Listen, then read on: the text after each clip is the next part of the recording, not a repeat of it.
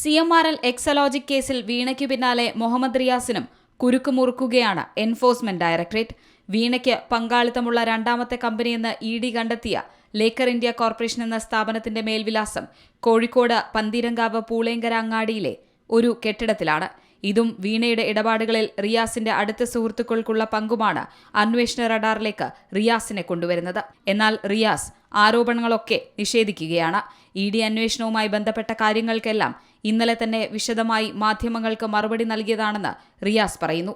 CMRL നിന്ന് വീണയ്ക്ക് സേവനത്തിന് ലഭിച്ച പണം തന്റെ അക്കൗണ്ട് വഴി പലരുടെയും അക്കൗണ്ടുകളിലേക്ക് കൈമാറ്റം ചെയ്തുവെന്നും ഇതുമായി ബന്ധപ്പെട്ട് 2 തവണ തന്നോട് ഫോണിൽ വിശദീകരണം ചോദിച്ചുവെന്നുമുള്ള വാർത്തകൾ പച്ചക്കള്ളമാണ്. അന്വേഷണം നടക്കുന്നതിനാലും നിയമപരമായി നേരിടുന്നതിനാലും ഓരോ ദിവസവും വരുന്ന അടിസ്ഥാനരഹിതമായ വാർത്തകൾക്ക് മറുപടി നൽകുന്നില്ല. തെറ്റ് ചെയ്യാത്തതിനാൽ ആത്മവിശ്വാസത്തോടെ നിയമപരമായി നേരിടാനാകുമെന്ന നല്ല ബോധ്യമുണ്ടെന്നും റിയാസ് വ്യക്തമാക്കുന്നു. ഇതിന്റെ രാഷ്ട്രീയ വശങ്ങൾ പാർട്ടിയും താനും നേരത്തെ സൂചിപ്പിച്ചതാണെന്നും മുഹമ്മദ് റിയാസ് പറയുന്നു.